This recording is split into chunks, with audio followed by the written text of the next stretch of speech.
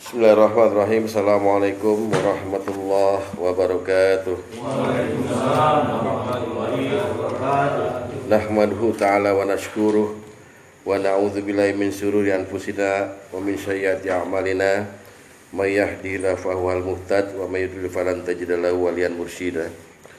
Asyhadu an la ilaha illallah wahdahu la syarikalah wa asyhadu anna Muhammadan abduhu wa rasuluhu la nabiyya ba'dah. Allahumma fasholli wa sallim wa barik ala Muhammad wa ala alihi wa sahbihi ajmain, amma ba'du. Wa ya ibadallah, usikum wa nafsi bittaqwallah wa ta'atihi la'alakum turhamun. Ma'asyiral muslimin wa ma'asyiral mu'minin rahimakumullah. Marilah sama-sama kita mengaturkan puja dan puji syukur kepada Allah Subhanahu wa taala atas kehendaknya dan atas pertolongannya, inayahnya, maunah, kemudian taufiknya, kekuatannya, serta hidayahnya kita dapat dihindari dari berbagai macam musibah yang dialami oleh saudara-saudara kita saat ini. Musibah gunung meletus, musibah kecelakaan, musibah gempa dan sebagainya, musibah mati sebelum bertobat. Semuanya itu ternyata kita lebih diutamakan oleh Allah. Amin. Sehingga bisa hadir di sini dan bisa jumpa lagi dengan kawan lama, Bapak Basuki, Haji Basuki. Ini senior saya ini dari abad sebelum, ya pokoknya sebelum Allah. Kita ketemu ini bukan kebetulan, karena kita sama-sama Allah tunjukkan jalan untuk mengenal agamanya. Mari kita paksakan diri sekarang untuk cinta pada Allah, cinta pada Islam, cinta pada Rasulullah. Makanya Rasulullah berkata, siapa yang pagi dan sore hari berkata raditu billahi robba wa bil islami dina wa bi muhammadin nabiyya wa rasulah 3 kali, maka dilancarkan jalan ke surga. Amin. Bukan kita sendiri, sama keluarga. Amin. Ya. Bapak kan senang kan ketemu sama bini bapak lagi di surga kan? Amin. Ya, jangan cari yang lain di surga. Bapak senang. Kalau bapak nggak senang, bini bapak juga nggak senang. Nanti ya dia lagi gitu ya, malah sawan lagi istri ketemu bapak. Jadi kita bersyukur sekali, bersyukurnya limpah-limpah ruah. Kalau Allah katakan dalam surat Ibrahim, wa in ta'azana rabbukum la in syakartum la azidannakum, itu betul itu. Wala in kafartum inna adzabi lasyadid. Karena syukur kita itu kadang-kadang kurang jelas caranya, sehingga akhirnya kita nggak merasa ada tambahan. Barang siapa yang Allah telah mengumumkan, siapa sekiranya engkau bersyukur, ya kan, akan kutambah nikmatmu gitu. Tapi kita kan nggak merasa ada tambahan gitu. Tapi kita merasa udah bersyukur. Alhamdulillah.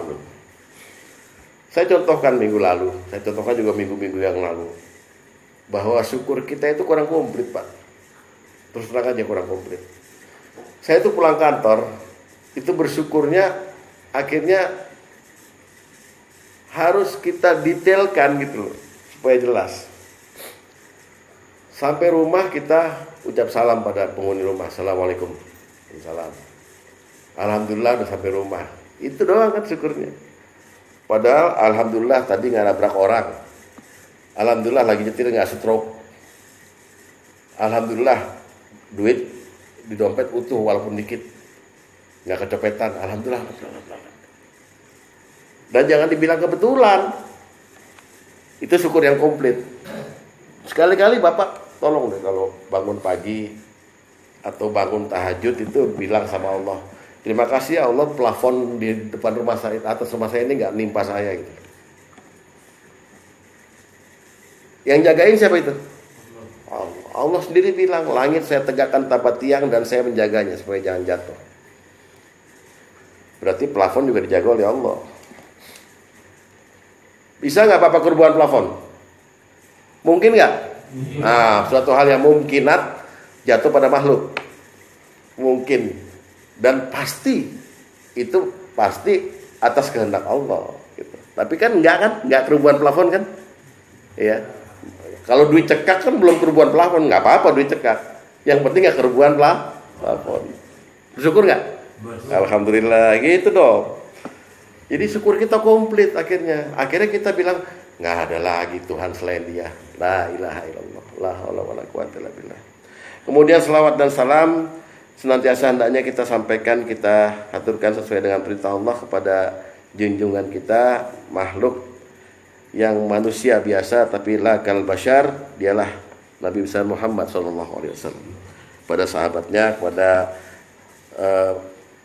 segenap zuriyahnya dan pasangannya, dan kepada kita semua yang istiqomah sampai di akhir hayat kita nanti.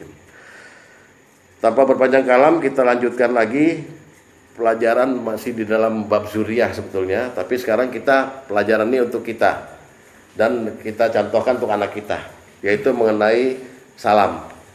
Sudah 2 kali pertemuan kemarin mengenai salam. Ini pertemuan terakhir adalah praktek salam. Ya, kalau kemarin kita kan udah tahu keutamaan salam kan, bahwa salam itu ternyata kita ini jadi khalifah, jadi wakil Tuhan, wakilnya Allah untuk menyampaikan kesejahteraan kepada orang lain. Kesejahteraan, rahmat Allah, barakah Allah atas kamu. Jadi kita yang nyampaikan. Jadi betapa mulianya orang yang mengucapkan salam itu. Sampai-sampai salam itu akhirnya diatur bagaimana caranya, lafalnya bagaimana, sampai dibagi dengan 3 golongan. Yaitu lafal salam bernilai 10, Assalamualaikum. Lafal salam bernilai 20, Assalamualaikum warahmatullah. Lafal salam bernilai 30, Assalamualaikum warahmatullahi wabarakatuh. Begitu pula yang jawab. Begitu pula yang jawab, maka ini rekaman ini nggak komplit, nggak dibeliin sih kameranya. Saya bilang hati-hati. Yang jawab juga akan mendapatkan pahala yang sama. Nah, kemudian kemarin juga diterangkan bagaimana salam itu berlaku universal untuk semua orang, ya kan? Dengan pengecualian-pengecualian, kalau kondisinya memang kondisi harbi, ya kita ada dalam darul harbi, dalam wilayah perang dengan orang yang memusuhi Islam, maka hentikan salam, mendahului salam kepada mereka, tapi justru memepet mereka supaya jangan menzalimi Islam. Selebihnya salam tetap harus disampaikan setiap saat. Nah, sekarang praktek salam ini kita akan mendalami, mempelajari praktek salam ketika kita bertemu orang. Bertemu orang dalam keadaan apapun ya. Kemudian yang kedua, kita akan pelajari praktek salam ketika kita masuk rumah. Baik masuk rumah sendiri maupun masuk rumah orang lain. Ya, itu diatur oleh Allah langsung di Al-Qur'an. Kemudian salam kita juga akan mempelajari menitip salam. Nitip salam. Kan biasanya Bapak datang ke rumah, Pak Basuki datang ke rumah saya, terus Sugeng gimana kabarnya? Baik-baik kok. Gue titip salamnya. Itu syariat apa tidak itu? Ternyata syariat. Ya. Jadi kita boleh nitip salam. Dengan kita nitip salam sama dengan kita mengatakan pada orang yang kita titipin nih, ya, pada saya, pada Pak Basuki, saya doakan orang yang saya titipin itu sejahtera, dapat rahmat dan dapat barokah gitu loh. Nitip salam. Kemudian yang terakhir kita pelajari juga salam itu dimaksud kita sampaikan pada orang untuk memisahkan diri dengan orang-orang yang non-muslim, dengan orang-orang yang bodoh, orang muslim juga, non-muslim juga, orang-orang yang nakal gitu loh, orang-orang yang banyak mengerjakan maksiat, kita pisahkan diri kita dengan salam. Ya. Jadi kita memperlihatkan ciri Islam sekaligus memisahkan diri, lo gue, tapi dengan salam. Ya, terakhir kita menggunakan salam adalah untuk mendoakan diri sendiri dan mendoakan orang lain saat hari kelahiran kita. Nah, itu disyariatkan. Ya, tiup lilinnya nggak disyariatkan, happy birthday to you nggak, tapi salamnya disyariatkan. Ya, kita mulai. Pertama, salam ketika bertemu ya, atau melewati orang. Suatu hari Rasulullah SAW itu pernah lewat sahabat yang lagi nongkrong di jalanan. Nongkrong gitu loh, kayak kita ini di pos ronda atau apa gitu. Tiba-tiba Rasulullah berkata, Rasulullah melarang. Apa kata Rasulullah? Wahai para sahabat semua, iyyakum wal julusa bituruqah. Hindarilah duduk-duduk di jalan. Janganlah nongkrong di jalan gitu. Kata sahabat, kami nggak punya tempat lain buat ngobrol. Jadi dulu tuh juga ada yang nongkrong gitu kayak kita Pak. Ya. Tapi saya juga agak enak kalau orang kayak kita ini nongkrong di jalan itu. Kalau nongkrongan itu nggak nyebut nama Allah dan Rasulnya. Ya, jadi kita majelis itu di mana-mana itu harus nyebut nama Allah. Makanya kemudian Rasulullah berkata, hindari, jangan kalian duduk di pinggir jalan. Lalu kami nggak punya tempat duduk selain di situ. Rasulullah bersabda kemudian, kalau memang nggak bisa dihindari kamu nongkrong di jalan, berikan orang lain hak jalan. Jadi Rasulullah bilang orang yang lewat itu punya hak. Apa sebenarnya haknya ke orang itu? Jangan diganggu. Kita kan sering kalau kita nongkrong di pinggir jalan ada anak perawan orang lewat gitu. Neng, mana neng? Ngaca Pak. Ya kan? Umur udah bangkotan, neng lagi. Ya kan? Dia kalau dipanggil gitu ketemu bapak lagi di masjid juga nggak mau cium tangan sama bapak. Ini godain saya nih gitu. Ya. Jadi haknya apa sebetulnya? Apa hak jalan itu? Kata Rasulullah, menjawab salam serta berdakwah. Jadi boleh bapak nongkrong di pinggir jalan sekarang, tapi setiap ada yang lewat, assalamualaikum atau enggak, jawab salamnya dan dakwah kepada orang yang nongkrong sama bapak. Kira-kira sanggup nggak? Nikah agak baru duduk ngobrolin inul, iya. Apalagi Iksan tuh ngobrolin ikan arwana, cupang sama arwana, aduh gitu. Jadi jawab salam itu adalah hak orang di jalan ketika bapak nongkrong. Dia harus dijawab, bukan digodain. Paham ya? Oke, kita lihat dulu dalilnya. Udah biarin deh, dibelah aja, dibelah.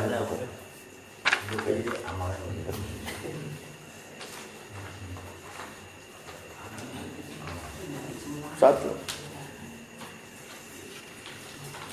Lihat tadi nomor 1 ya.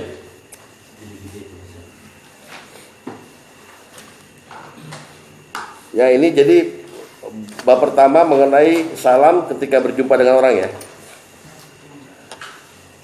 Ketemu orang di jalanan kan gitu ya.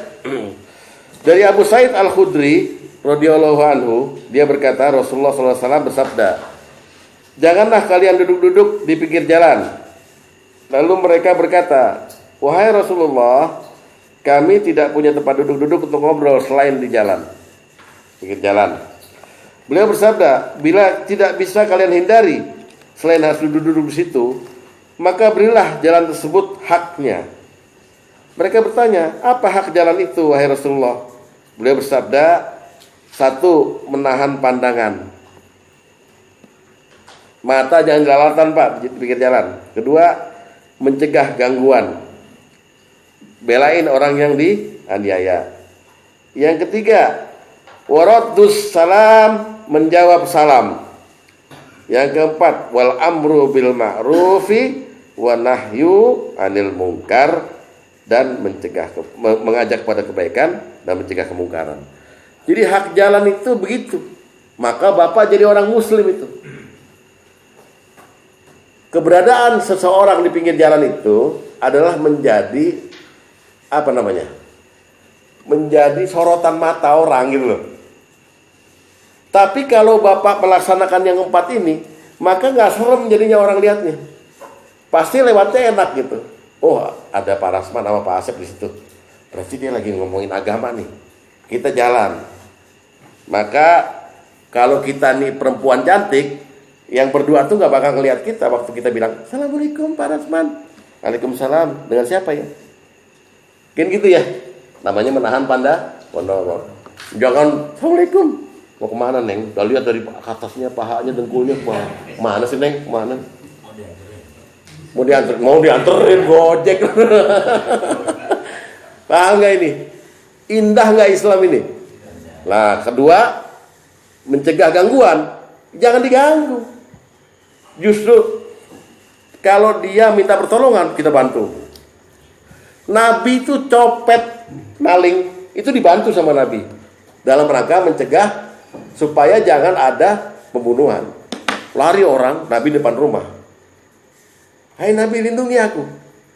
Kenapa? Saya habis mencuri, dikejar-kejar.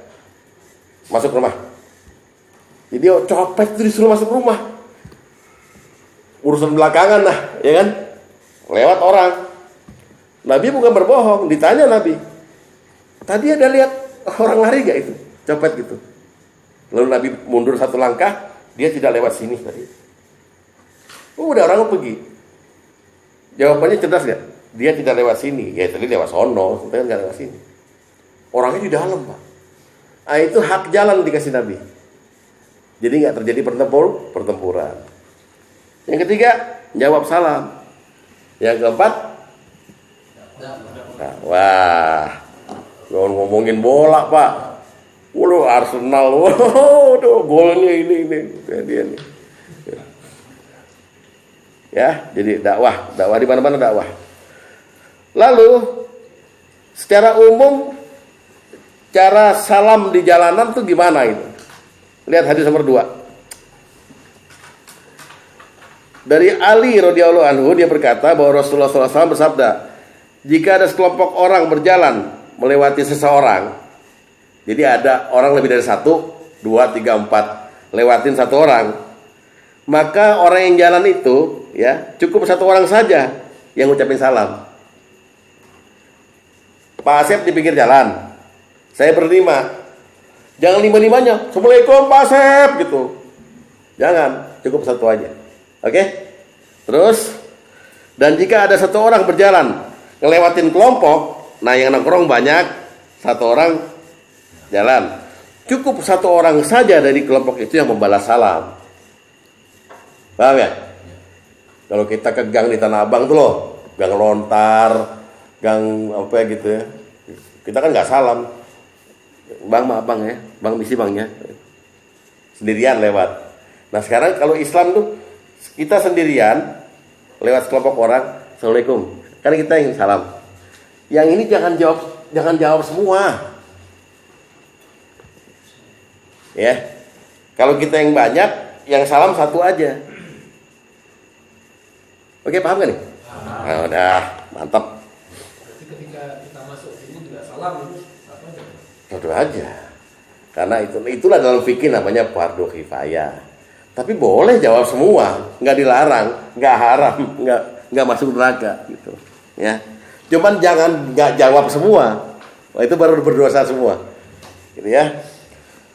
Lalu ketika kita masuk ke kelompok orang yang lagi duduk-duduk, hadis nomor 5.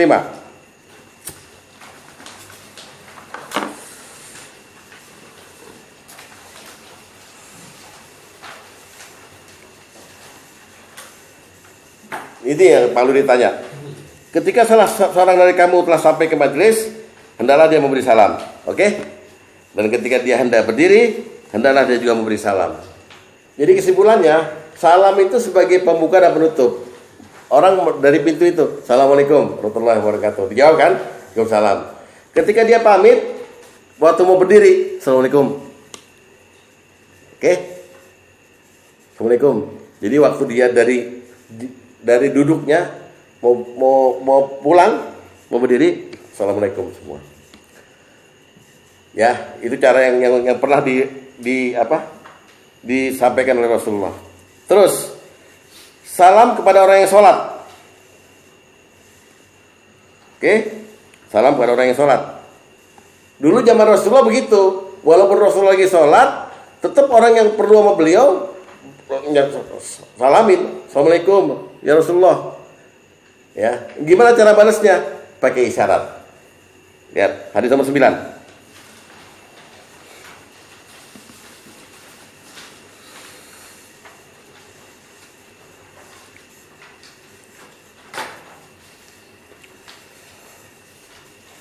Dari Ibnu Umar radhiyallahu anhu, dia berkata, aku bertanya pada Bilal, kaifa ra'aitu an-nabiy sallallahu alaihi wasallam yaruddu alaihi hina yusallimuna alaihi wa hum yusalli.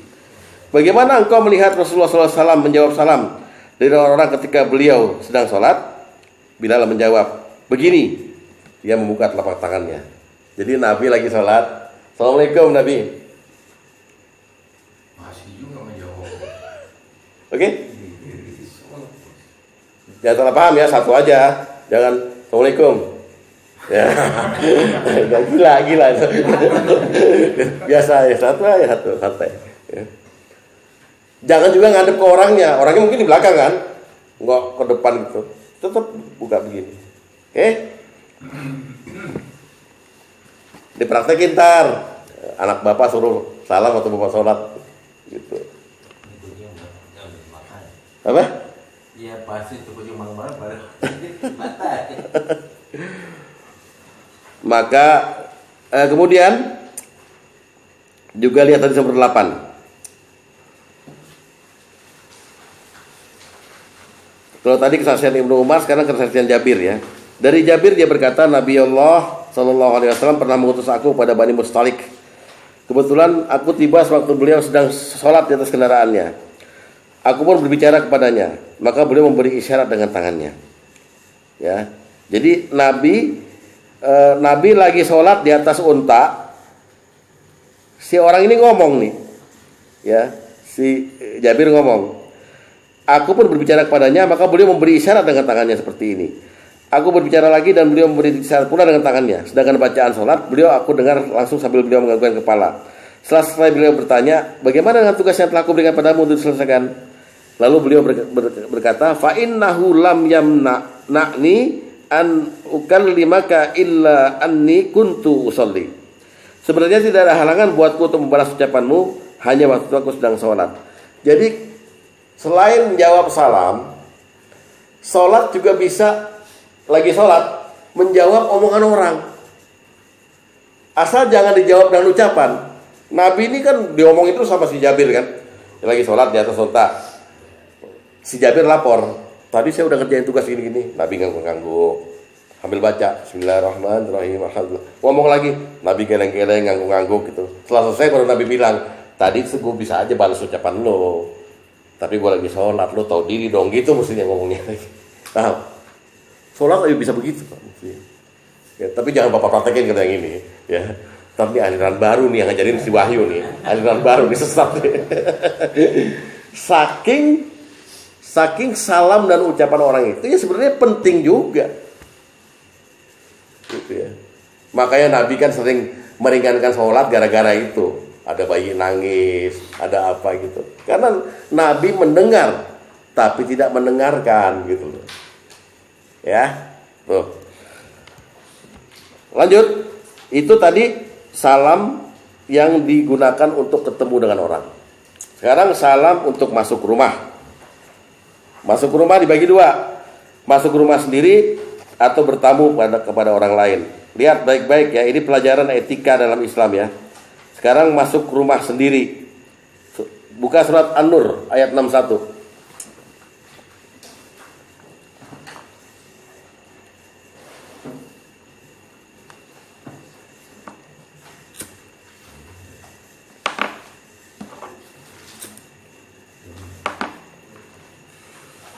Surat An-Nur ayat 61. Surat An-Nur ayat 61, Bapak lihat di kalimat terakhirnya dari mulai faiza. Faiza dakhaltum buyutan. Apabila kamu memasuki rumah-rumah, maksudnya Allah ini rumah-rumahmu ya. Rumah-rumah sendiri ya. Faiza fasallimu ala anfusikum. Maka hendaklah kamu beri salam kepada penghuninya. Ya, yang berarti memberi salam pada dirimu sendiri. Ya, tahiyatan min indillah mubarakatan thayyibatan. Ya. dengan salam yang penuh berkah dan baik dari sisi Allah. Lalu Allah tutup dengan kata kadzalika yubayyinullahu lakum la ayati la'alakum ta'qilun. Demikian Allah menjelaskan ayat-ayatnya bagimu agar kamu mengerti. Apabila kamu masuk rumah sendiri, salam, yang berarti kamu salam kepada penghuninya dan kepada dirimu sendiri. Assalamualaikum warahmatullahi wabarakatuh. Oke. Nah, inilah yang nanti kita ajarkan pada anak kita. Hadis nomor 7. Hadis nomor 7, lihat.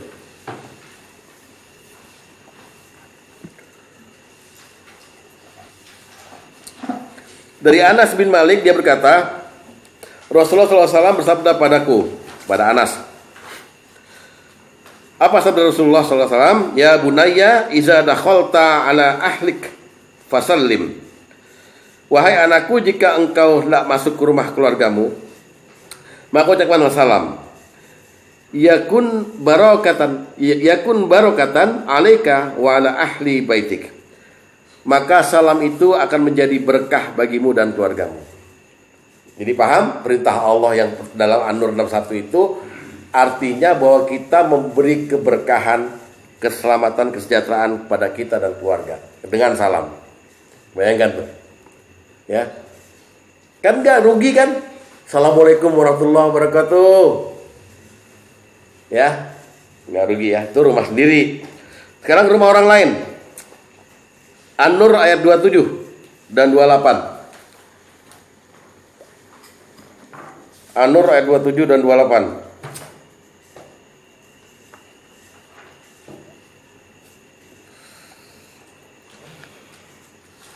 Udah?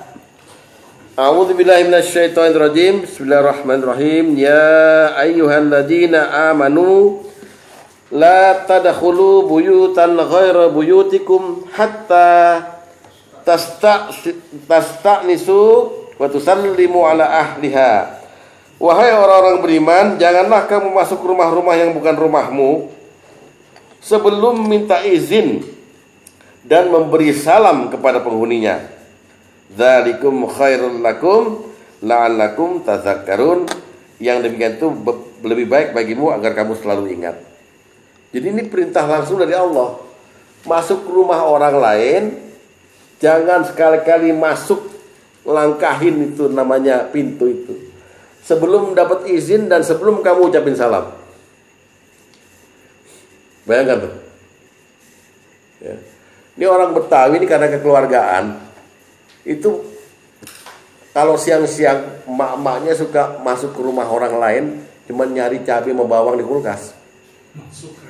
Masuk aja kan? Ya kan? Pak, yang di kamar jawab, nggak tahu yang di kamar lagi ngapain kan? Apa? Bawang ada bawang, ada kulkas ambil aja. Kadang-kadang juga nggak ngomong, langsung aja, karena udah akrabnya gitu. Nah itu sebetulnya dalam Islam tidak boleh. Tazakkarun, berpikir dong. Ya, jadi ini pertama itu. Jangan masuk rumah yang bukan rumahmu sebelum kamu minta izin dan memberi salam. Cuma lihat lagi di ayat selanjutnya. Fa illam tajidu fiha ahada.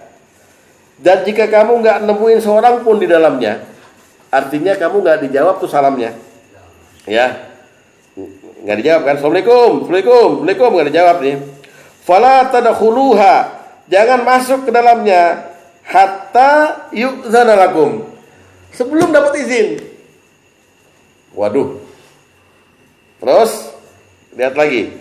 Fa in qila lakum murji'u, ya, kalau kamu disuruh kembali, farji'u, maka baliklah. Jadi kita boleh tuh jadi tuan rumah, kita jawab salam, tapi kita nggak ngizinin masuk. Waalaikumsalam, balik ah, gue lagi nggak mau ketemu lo. Boleh, hak kita yang punya rumah. Dan yang datang nggak boleh maksain masuk, ya. Tapi ini jangan buat orang yang utang, ya. Penagih utang datang, ya. Balik lo kan belum bayar, udah berantem. Jangan bilang kata Ustaz Wahyu begini, kalau gue dicekek sama debt kolektornya, jangan, Ya. Tapi aturan Allah begitu. Jadi kalau mau masuk ke rumah orang harus ada dua. Pertama salam, kedua izin. Kemudian ketika kamu udah salam, nggak ada orang, ya udah kan, jangan masuk dong. Nggak dapat izin. Tapi ternyata dapat izin, masuk. Nggak dapat izin, disuruh balik. Balik. Jangan tersinggung. Ya. Farji'u, maka baliklah. Itu lebih suci bagimu. Kenapa? Karena kita bisa saja menemukan kejadian yang kita nanti membuat gempar satu desa gitu loh. Kita menemukan pemandangan sesuatu atau apa itu. Balik. Makanya ditutup sama Allah, itu lebih suci. Huwa aska lakum, itu lebih suci bagimu. Jadi kamu bebas dari kesalahan, gitu loh. Ya. Lihat dipraktekannya nih, hadis nomor 11. Dipraktekannya oleh Abu Musa al-Asy'ari, Umar bin Khattab. Dari Rabi'ah bin Abu Abdurrahman bahwa Abu Musa al-Asy'ari datang meminta izin pada Umar bin Khattab. Lalu dia mengucapkan salam hingga 3 kali. Setelah itu dia kembali pulang. Jadi Abu Musa al-Asy'ari datang ke rumah Umar bin Khattab, ucapin salam gak dijawab, dia langsung pulang. Umar bin Khattab mengutus seorang untuk mengejarnya. Umar bertanya, kenapa kamu tidak masuk? Abu Musa al-Asy'ari menjawab, aku telah mendengar Rasulullah SAW bersabda. Ya, apa sabda Rasulullah SAW? Al-isti'zanu salasun. Minta izin itu 3 kali. Fa'id uzina laka fadkhul wa illa farji. Kalau diizinkan, masuk. Enggak diizinkan, balik.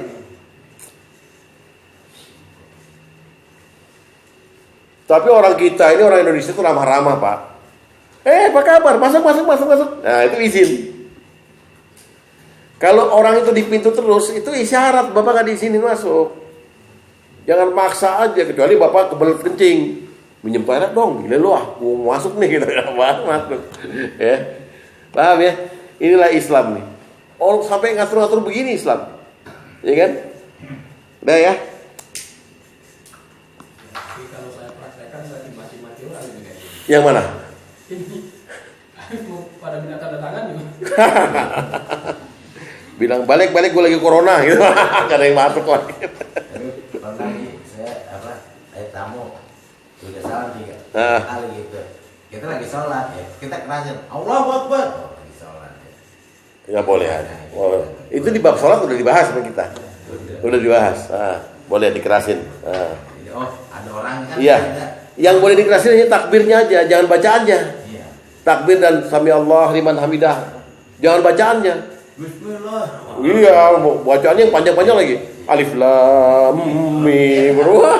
Kata orangnya Baqarah ya, Baqarah ya. Ya tadi. Ya. Sekarang salam kepada sekarang apa nih?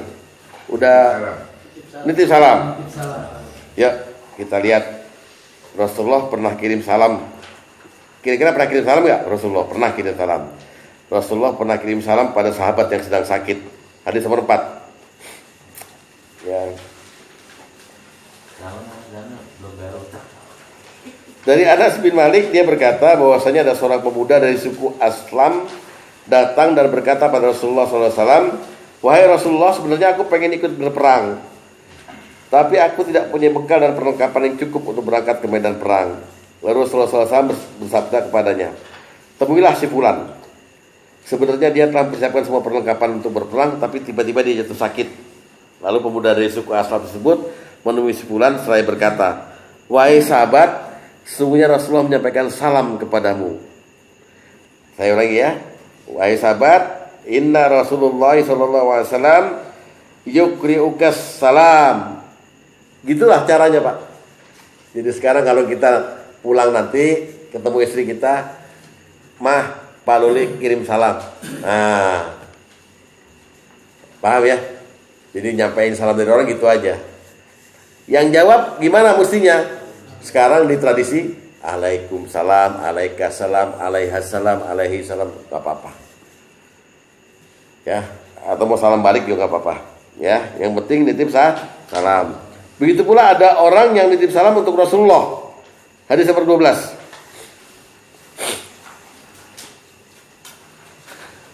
Dari Yahya bin Sa'id dia berkata, saat terjadi perang Uhud, Rasulullah SAW bersabda, siapa yang dapat memberitahuku tentang keadaan Sa'ad bin Rabi al-Ansari? Lalu ada laki-laki berkata, aku wahai Rasulullah. Kemudian laki-laki itu pergi mencari Sa'ad di antara para syuhada. Ketika bertemu Sa'ad bin Rabi bertanya, apa yang kamu inginkan dariku? Laki-laki itu menjawab, Rasulullah SAW mengutusku kepadamu supaya aku mendapatkan kabar tentangmu. Sa'ad berkata, fadhhab ilaihi, pergilah kepada Rasulullah, pada beliau. Faqra'u minnis salam, sampaikan salam dariku. Wa akhbirhu, dan kabarkan kepada beliau, anni qad tu'intus natai asrata ta'nah. Ya kan? Ya. Dan kabarkan kepada beliau bahwa aku mendapat luka tusukan sebanyak 12 tusukan. Aku merasa kematian telah dekat. Kabarkanlah, dan sebagainya itu. Tapi intinya Rasulullah nyari sahabat ini, si fulan ini, ketemu sahabat itu oleh sahabat lainnya, lalu dibilang, saya diutus Rasulullah nyari kamu untuk tahu kabar tentangmu. Sahabat ini jawab, sampaikan salamku pada Rasulullah, aku sudah sekarat sekarang gitu. Tapi dia titip salam. Ya. Jadi boleh titip salam pada orang, boleh. Kalau bisa nyampein kabar yang baik ya.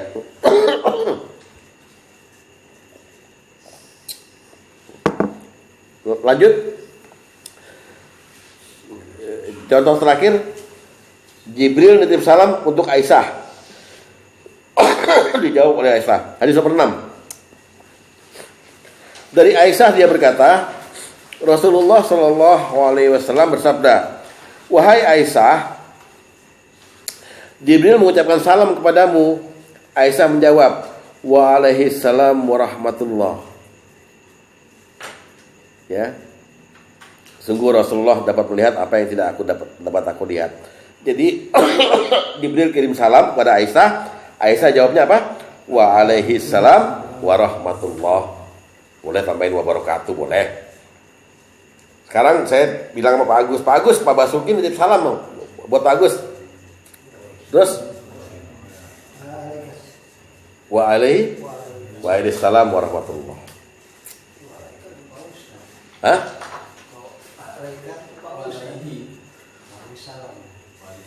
Waalaikumsalam warahmatullah. Ya. Lihat lagi Rasulullah menjawab salam. Hadis nomor 10.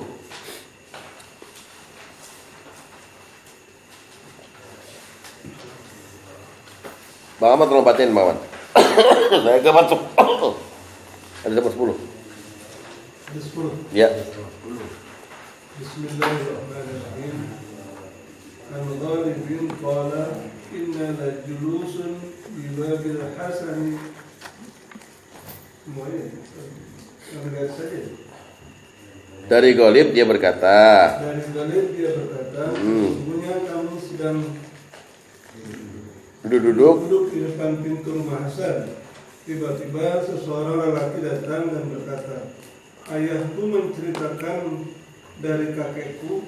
Dia berkata, ayahku mengutusku kepada Rasulullah SAW dengan berkata, iktihi fa'akrihu salam. Datanglah kamu kepada Rasulullah SAW dan sampaikan salam pada beliau. Maka aku datang kepada Rasulullah dan memberitahukan bahwa ayahku menyampaikan salam kepada beliau. Kemudian Rasulullah menjawab, alaikassalam wa alayya wa ala abika salam. Wa ala abika salam. Alaikassalam wa ala abika salam. Semoga keselamatan untukmu dan untuk bapakmu. Ya. Nah, itu mengenai titip salam. Jadi salam itu fungsinya banyak ya. Pokoknya intinya nyampaikan kesejahteraan dan keselamatan. Sekarang fungsi selanjutnya adalah praktek selanjutnya adalah tafarruq atau berpisah dengan orang-orang jahil atau orang-orang kafir ya. Kita kan sering alaikassalam wa Iya, boleh. Waalaikumsalam, waalaikumsalam. Ya Pak, sebagai perpisahan. Iya, kita memisahkan diri dengan orang-orang jahil, orang-orang bodoh, orang. Jadi begini Pak, kita jangan merasa kita yang paling baik. Kita orang baik dibanding mereka, bukan gitu. Tapi kita melihat dari cara mereka berbicara kepada kita, mengajak kemaksiatan segala macam, kita memisahkan diri dengan salam. Gitu loh. Ya, kita orang beriman. Lalu ada orang-orang yang mengajak kita untuk nggak beriman. Maka dengan salamlah kita misahin diri. Jadi bukan kita merasa, gue udah Islam, lo kan kafir, nggak, jangan gitu. Ya, lihat surat Al-Furqan, surat 25. Ya, ayat ke 63.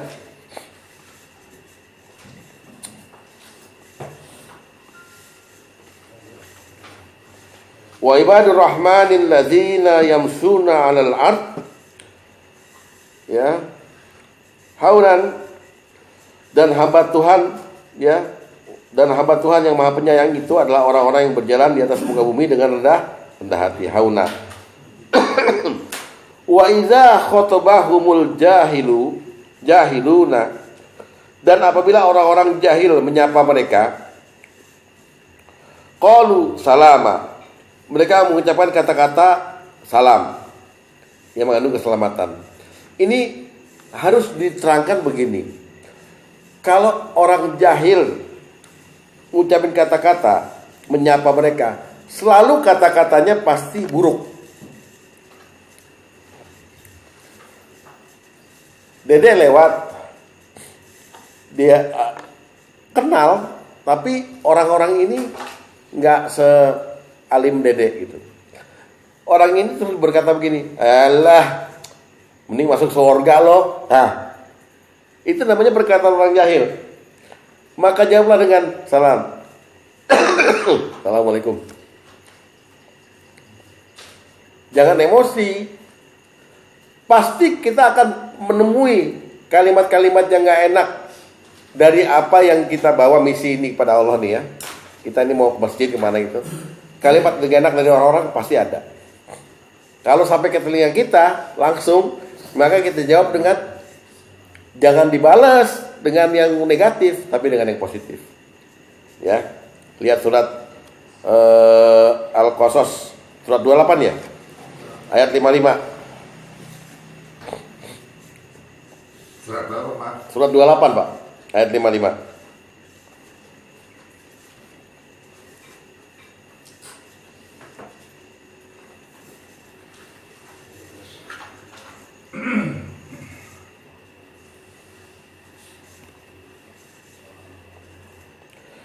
Wa idza sami'ul lahwa a'radu anhu wa qalu lana a'maluna wa lakum a'malukum. Salamun alaikum la yabtaghil jahilin. Apabila mereka mendengar perkataan yang tidak bermanfaat, mereka berpaling daripadanya dan mereka berkata, terserah kamu mau berbuat apa, dan aku juga terserah aku dong mau berbuat apa. Assalamualaikum. Ini orang jahil sama kita jawab assalamualaikum. Cuma jawab assalamualaikum doang. Ya itu tadi, lana amaluna walakum amalukum, terserah saya dong. Ya dijelaskan misalnya gitu. Karena banyak juga orang yang membenci orang yang taat sama agama tuh, banyak orang yang benci, Pak. Jangan dibilang orang taat nih, wah orang senang sama kita, enggak. Gitu ya. Jadi cara Islam adalah salam fungsinya untuk bertafarruq. Udah terserah kalau kamu enggak paham. Gitu. Lana amaluna walakum amalukum. Ya, assalamualaikum. Gitu. Rasulullah tuh pernah dibully sama Abdullah bin Ubay bin Salul. Ini gembongnya munafik di Mekah. Abdullah bin Ubay bin Salul.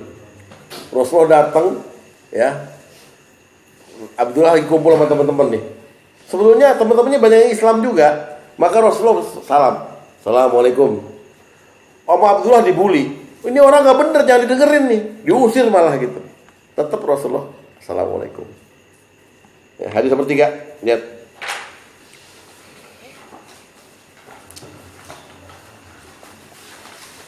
Dari Urwah bin Zubair, dia berkata, telah mengabarkan padaku Usamah bin Zaid bahwa Nabi SAW mengendarai keledai milik beliau, sementara Usamah bin Zaid membonceng di belakang beliau ketika hendak menjenguk Sa'ad bin Ubadah di Bani Haris Al-Khosraj. Peristiwa ini terjadi sebelum perang Badar, berarti di Madinah ya. Lalu beliau berjalan hingga melewati satu majelis yang di majelis tersebut bercampur antara kaum muslimin dengan orang musyrik, para penyembah berhala juga, dan orang-orang Yahudi. Dan majelis tersebut terdapat pula Abdullah bin Ubay bin Salul dan Abdullah bin Rawanah. Saat itu majelis itu dipenuhi kepulan debu hewan kendaraan. Abdullah bin Ubay menutup hidungnya dengan selendang sambil berkata, "Jangan mengepuli kami dengan debu." Lalu Nabi SAW mengucapkan salam pada mereka, lalu berhenti dan turun. Beliau lalu mengajak mereka menuju Allah sambil membacakan Al-Quran pada mereka. Abdullah bin Ubay bin Salul berkata kepada beliau, "Wahai saudara, sungguhnya apa yang kamu katakan tidak ada kebaikannya sedikit pun. Bila apa yang kau katakan benar, maka janganlah kamu mengganggu kami di majelis ini. Silakan kembali ke kendaraan Anda. Lalu siapa saja dari kami mendatangi Anda, silakan Anda bercerita padanya." Jadi Abdullah bin Ubay nggak mau didawahin, nggak mau didatangin Nabi, mengusir Nabi. Tapi kalau ada orang yang mau ikut Nabi, silakan.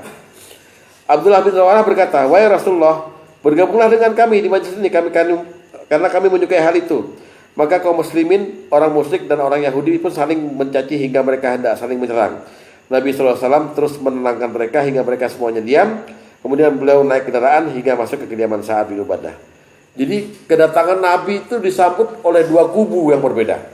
Satu, Abdullah bin Ubay dikasih salam, "Assalamualaikum," tapi dia marah-marah. Abdullah bin Rawanah bilang, "Ya udah sini aja Nabi." Tapi akhirnya berantem mereka. Nabi ninggalin mereka.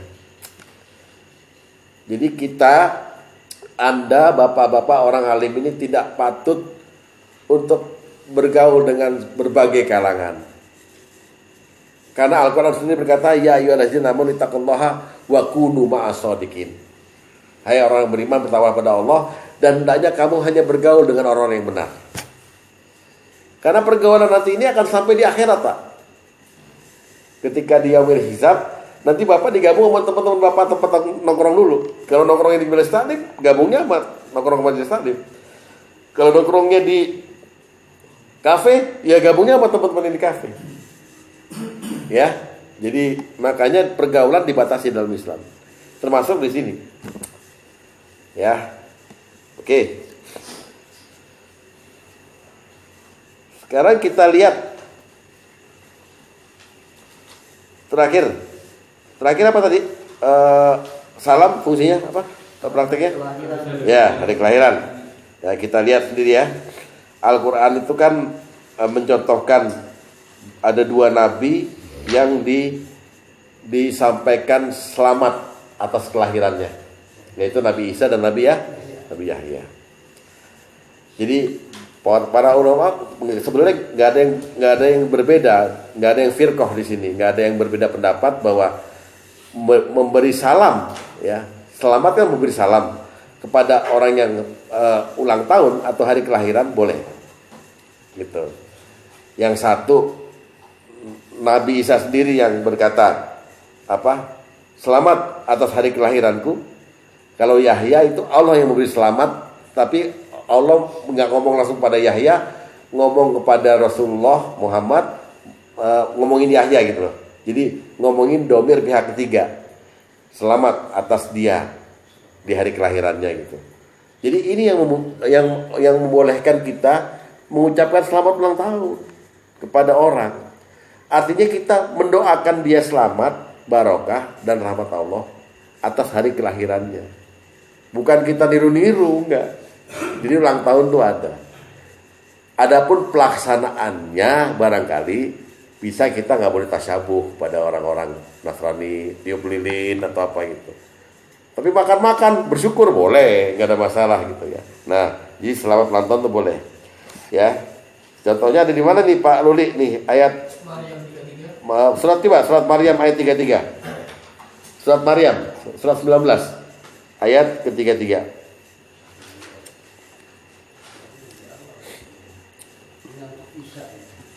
Ya, ini yang untuk Isa ya. Jadi Nabi Isa itu bicara langsung kan diwahyukan juga dia kepadanya ya. Wassalamu alayya, dan selamat sejahtera atas diriku. Ya, yauma wulidtu, pada hari aku dilahirkan.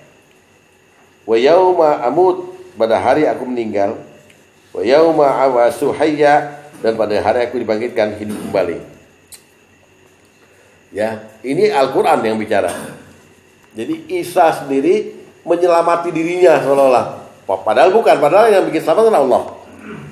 Ya, selamat atasku, ya, kepadaku, alayya, atas hari kelahiranku, hari kematianku, dan hari kebangkitanku. Itu Isa. Terus Yahya juga di surat yang sama, di Maryam ayat 12, 13 dan 14 dan 15.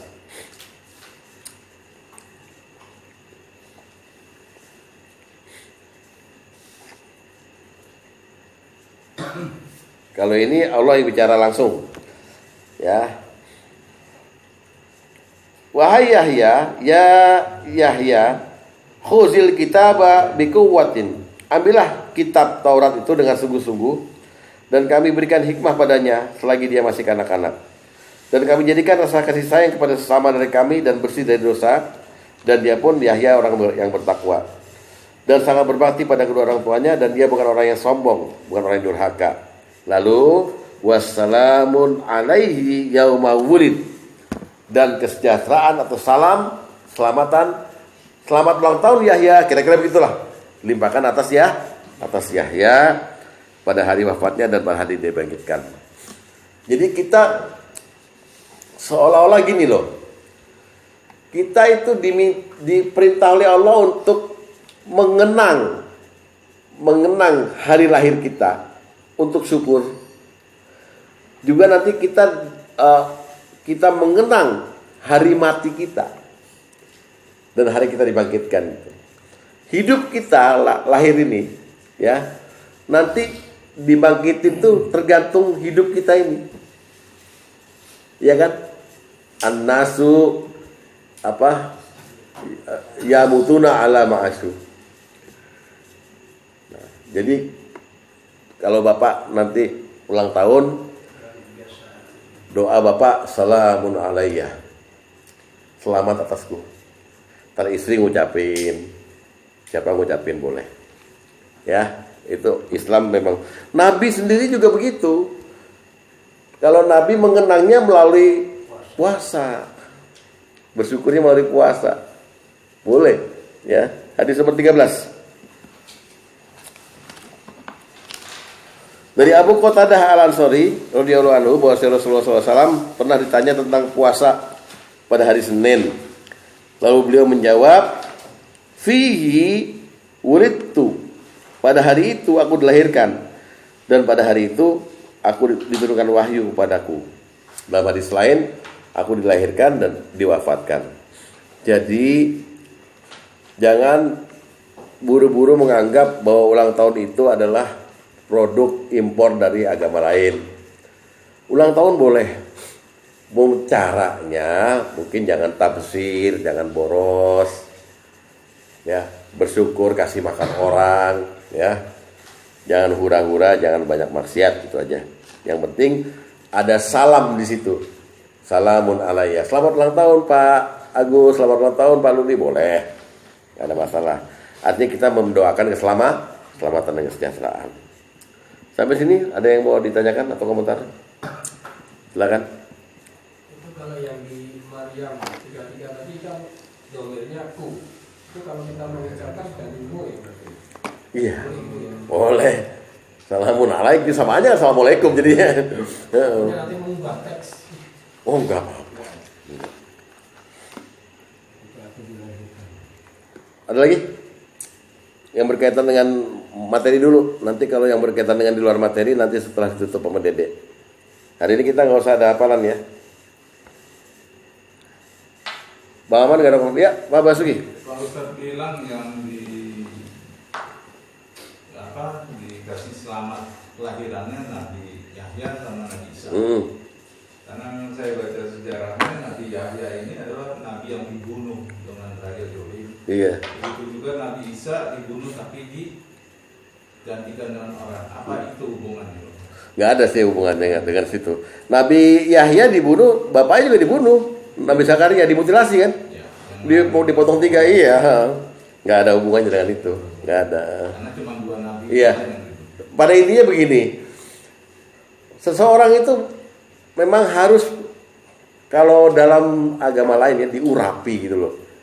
Diurapi itu diberkati gitu. Nah, kita tuh harus setiap hari memberi berkah pada orang dengan cara salam ini, termasuk pada hari kelahirannya gitu.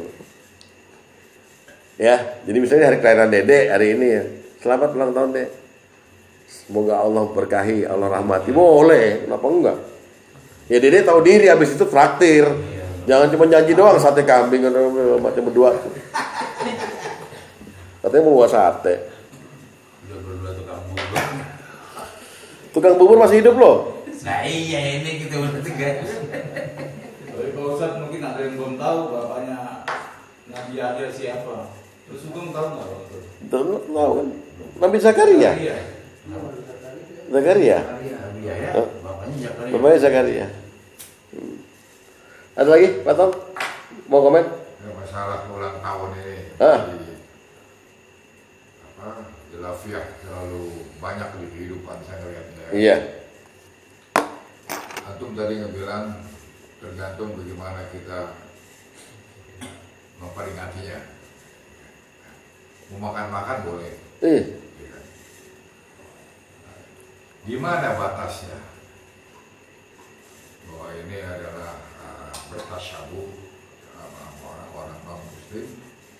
Bahwa ini adalah syar'i atau acceptable. Iya. Di mana garis merahnya? Ya gini, kalau bicara aja. Jadi gini loh. Kita itu kan selama ini kan mau nggak mau kita mengakui bahwa kita dijajah sama Belanda ya. Belanda itu memang mengganti semua cara-cara pribumi, cara-cara Islam itu dengan cara-cara mereka kan. Termasuk nama hari. Tadinya kita itu di Indonesia tuh hari Minggu tuh hari Ahad kan. Diganti hari Minggu. Dari katakan Domingos kan. Tuhan. Jadi sebenarnya begini Pak.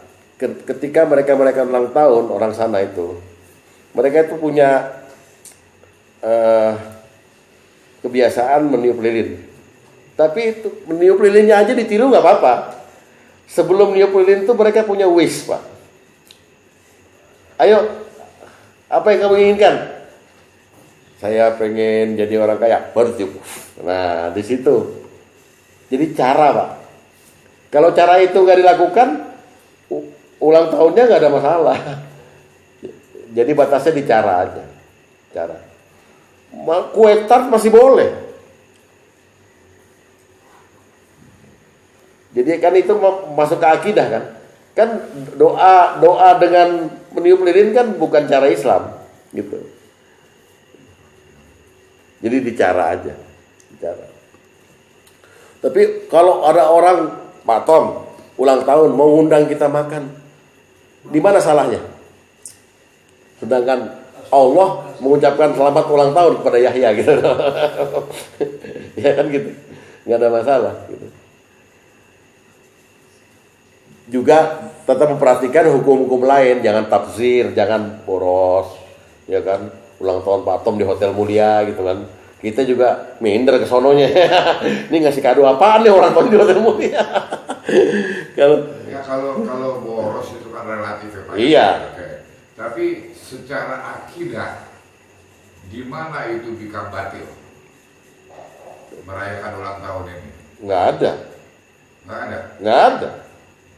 Kenapa mereka segolongan sangat peka terhadap ulang tahun ini? Kalau saya bilang sih cuman bicara aja.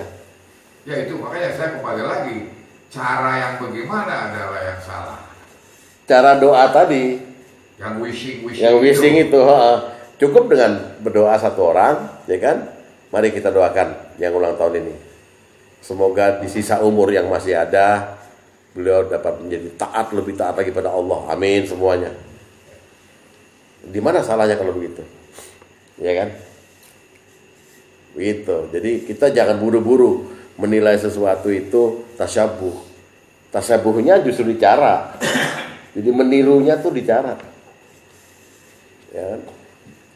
Dan mereka tidak melakukan keselamatan itu atau peringatan ulang tahun. Mereka menganggap bahwa happy birthday itu adalah suatu cara. Itu adalah termasuk kelompok tasawuf. Banyak kita sekarang yang tadinya berulang tahun sekarang tidak berulang tahun lagi. Saya termasuk yang mensyukuri hari ulang tahun. Saya begini Pak, mungkin nanti kaitannya sama Maulid kan, ya kan, Maulid. Nanti kan ada kalimat gini, Nabi tidak merayakan ulang tahun. Siapa bilang? Nabi mengingat ulang tahunnya dengan puasa. Jadi cara jadinya. Ya kalau mau ikut Nabi sekalian gitu loh, mau istilahnya nyunah, ya udah Bapak puasa aja waktu ulang tahun, selesai udah. Ya. Tapi apakah puasa waktu ulang tahun itu kemudian menjadikan makan-makan dalam ulang tahun itu haram? Kan tidak. Itu loh. Jadi kita mesti jernih dalam hal ini. Mesti bersih. Bahwa ulang tahun itu harus diingat, Allah yang memperingatkan.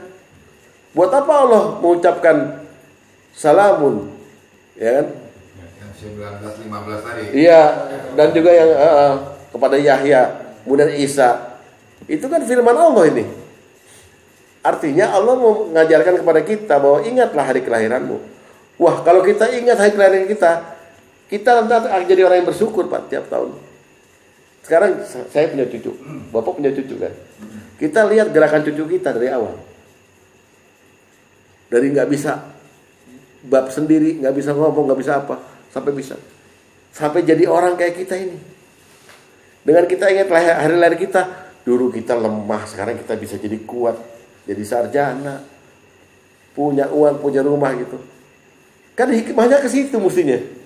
Kalau saya itu make sense bagi saya. Iya, maksud saya begitu. Jadi bukan wishing, malah syukur yang tambah. Kalau ini orang lain kan wishing. Jadi misalnya gini, dia ulang tahun, lalu kayak orang lain begini.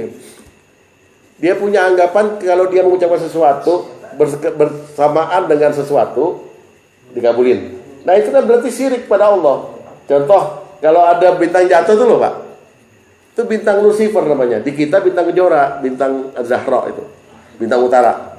Yang kalau pagi itu, mereka kalau lihat ada meteor jatuh itu, langsung buru-buru minta. Sama dengan itu, tiup lilin itu. Nah, lilin itu jadi sentral rupanya. Dewa api atau apa gitu. Itu kesirikannya gitu. Tapi ulang tahunnya siapa yang justru letak kesalahannya yang saya nggak lihat di situ. Jadi bukannya mengenang, tapi mengkeramatkan. Iya. Wah ini adalah diri terbagus, berdoa segala macam gitu loh kan. Mengkeramatkan itu yang salah. Iya. Begitu. Kenapa di zaman Nabi nggak diadakan ulang tahun gitu? Sama. Kenapa di zaman Nabi nggak ada mikrofon? Kan kacau kalau jalan pikirannya begitu. Jadi ini bukan dianjurkan, tetapi ada bahwa Allah Subhanahu wa taala pencipta kita menyuruh kita mengingat hari lahir kita dengan salam. Ini kan babnya bab salam nih. Keselamatan atas kita. Itu kan doa juga. Kalau kita lihat sekarang di grup WA kalau ada yang selamat ulang tahun, itu approach-nya kan berbeda-beda, kayak ketakutan bilang selamat ulang tahun gitu. Selamat mensyukuri, selamat macam-macam. Sekarang gini deh, nggak usah. Kalau dulu kan cuma satu single thing, selamat ulang tahun. Iya. Nah mereka pada khawatir memperbaiki kalimat atau statementnya ini gitu. Selamat dia. Soalnya Yaumul Milad. Ya, Nggak gini deh, yang enak gini aja. Salah nggak kalau Bapak punya anak lulus wisuda dikasih selamat? Nggak salah. Wong Bapak bersyukur, selamat nak, selamat ya gitu. Apa bedanya mas selamat ulang tahun? Sama-sama bersyukur masih sehat segala macam gitu. Tapi selamat kepada wisuda anak kan nggak ada zaman Nabi. Nah repot kan kalau gitu. Jangan dibandingin dong. Sekolah aja kagak ada. Kalau itu sekolah Anda bid'ah dong, ya kan? Jadi jangan begitu pikirannya, jangan begitu. Tapi yang jelas-jelas ada dalam Quran bahwa salam atas hari kelahiran itu tercantum dalam Quran gitu. Kepada Yahya maupun kepada Isa. Gitu. Dan kepada Rasulullah ada sedikit tadi bahwa aku berpuasa karena ini hari kelahiranku. Loh, hari Senin hari kelahiranku ini gitu. Itu cara Rasulullah. Ya. Ini saya kan udah mau saya belum. Iya. Tapi kebanyakan salah kaprah hari. Sebelum saya bilang selamat tanggal kelahiran, hari kelahiran belum tentu pas tanggal itu hari. Ini selamat hari apa tanggal kelahiran, bukan hari kelahiran. Sama aja. Sama dong. Hari kelahiran kan? Iya, hari kan dia ada kan Senin, Selasa, Senin. Dia kan tanggal kelahiran. Iya ini tanggalnya. Iya dah. Bukan hari kelahiran. Lu hari apa kelahiran? Iya. Kalau gitu Al-Qur'annya diganti nih. Selamat atas tanggal aku dilahirkan gitu. Terus saya sih capek langsung ABD aja udah. Kelahiran berarti bukan ulang tahun, ulang minggu itu. Ada lagi? Ustaz, ini salam. Kalau yang saya maksud salam itu ini Pak Ustaz. Kan sekarang masalah pandemi ini, kita berjumpa sama orang, kadang-kadang orang itu salam itu dengan tinju gitu. Itu kagak ada syariatnya gitu. Itu apakah dibolehkan atau gimana Pak Ustaz? Maksud saya nanti di generasi akan datang akan jadi tradisi salam itu kayak tinju gitu. Padahal kali ini nggak ada gitu. Itu gimana pendapat Ustaz? Yang Bapak tanyakan ini kan bukan masalah agama. Iya. Ini kan masalah sosial. Masalah muamalah sosial aja. Jadi itu tergantung dari tradisi atau kebiasaan yang diterapkan di masyarakat. Sedangkan salam ini kan emang ada jelas lafalnya, Assalamualaikum. Kalau cara yang bukan salaman segala macam itu adalah yang mengiringi salam itu sendiri gitu. Jadi itu terserah masing-masing kesepakatan orang di satu lingkungan aja. Soal dampaknya ya masing-masing juga mungkin berbeda kali Pak. Bapak bilang itu akan menjadi contoh yang kurang baik, mungkin ya bisa begitu. Tapi ada orang bilang ya ini untuk menghindari penyakit, ya boleh aja setelah gitu. Kalau kita lihat, jangankan di pandemi Pak, zaman kita sekarang aja di Indonesia, orang lain-lain kan di tiap daerah. Assalamualaikum kalau Sunda dengan begini aja, Assalamualaikum. Kalau apa dengan apa. Tergantung dari lingkungannya aja. Nggak ada hukum di situ. Yang penting salamnya lafalnya, Assalamualaikum warahmatullahi wabarakatuh. Itu kan cara aja. Ya, dulu kan kenapa Ustaz terangkan itu masalah salam itu kalau kita kayak dosa kita akan berguguran kan Ya. ada ini juga kan. Salaman Pak. Iya, salaman. Ya bukan salam ini ya yang dimaksud. Assalamualaikum warahmatullahi wabarakatuh bukan ya? Bukan. Salaman itu ya. Salaman. Iya, makanya salaman yang itu ya nggak bisa gugur juga. Silakan aja lakukan. Tapi sekarang kalau salaman yang begini-gini kalau Bapak nggak setuju, Bapak nggak usah lakukan. Tapi kita nggak bisa menghukumi itu jadi haram gitu loh. Nggak bisa. Kalau kita tidak suka sama sesuatu, jangan langsung lantas itu nggak boleh gitu. Kalau orang lain melaksanakannya dengan senang hati, silakan aja. Cuman memang untuk contoh yang ini kurang baik. Saya setuju kalau itu. Ya dengan sikut, kalau di sana malah dengan sikut kan. Ada yang dengan begini aja gitu. Saya malah di kantor kalau masuk mobil kan di ituin suhu. Ya saya nyodorin tangan. Satpamnya salah sangkain saya mau salaman sama dia. Saya diginiin cedok gitu. Enggak ukur saya bilang gitu. Gue nggak bisa salamanin, kacau kan. Kalau hadisnya ada orang yang datang bersalam-salaman maka akan gugur kan gitu ya, dosa-dosanya dari kedua tangannya gitu. Istri yang mencium tangan suaminya juga begitu. Ya apa mau dikata Pak, itu kan perubahan nilai dalam masyarakat itu. Pandemi kemudian nggak boleh nyentuh tangan, nggak diikuti oleh semua orang juga kan Pak. Bapak nggak ikutin kan? Iya, gitu. Jadi nggak ada hukum di situ, nggak ada hukum agama bicara sosial gitu.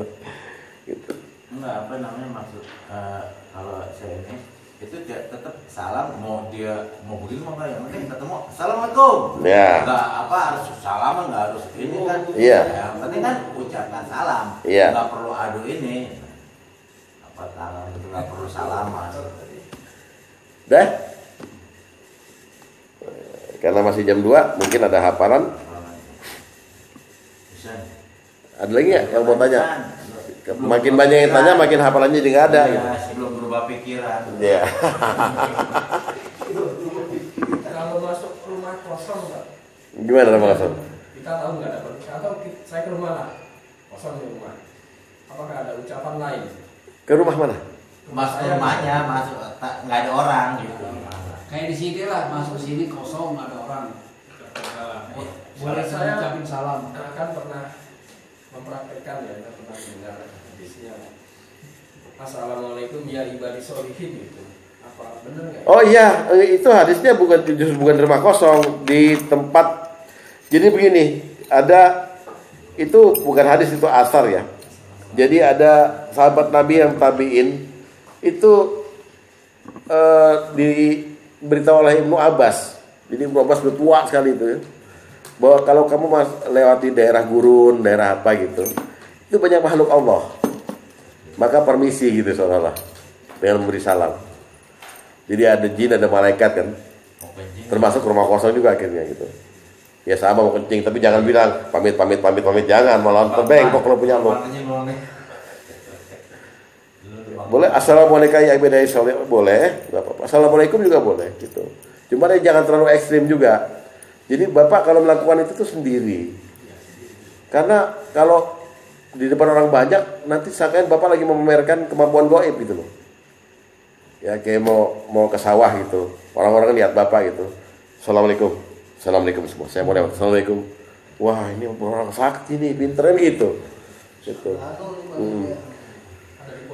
Dan jangan lupa ditambahkan kalau rumah kosong atau gurun, lapangan bola, kuburan gitu ya. Ketika kita bicara assalamualaikum, maka langsung lanjutkan dengan a'udzu bikalimatillahi tammati min syarri ma khalaq.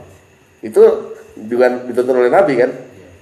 Apabila Anda ke tempat suatu tempat, apalagi tempat itu belum pernah Anda kunjungi gitu, rumah kosong termasuk, maka bacalah a'udzu bikalimatillahi tammati min syarri ma khalaq. Aku berlindung dengan kalimat Allah yang dari gangguan makhluk-makhluk. Gitu, baru nih. Ada lagi? Udah betul Ustaz. Udah paham. Belum berubah pikiran nih.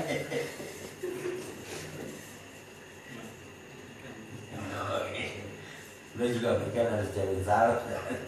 Jadi bahwa itu intinya kita kadang-kadang kan pulang ke rumah nih atau ke rumah biasanya belum ada orang. Kita tahu rumah kita kosong, boleh kan kita assalamualaikum. Assalamualaikum, boleh. Karena masih ada makhluk di situ. Ya. Iya. Cuman apa itu ini ya? Ya khusus Pak Basuki tambahin assalamualaikum bang gitu. Ada bang di dalam. Kalau sendiri kan orang yang tadi assalamualaikum kita malah untuk mendoain kita sendiri. Iya, boleh banget, gak ada masalah. Kita tahu rumah kita kosong juga boleh, gak ada masalah. Ada, udah selesai? Ya. Saya pun satu tadi. An-Nur ayat 1. Ya, saya tutup demikian ya. Jadi minggu depan kita masuk ke dalam bab pengajaran dialog dan musyawarah pada anak. Ya. Assalamualaikum warahmatullahi wabarakatuh. Waalaikumsalam warahmatullahi wabarakatuh.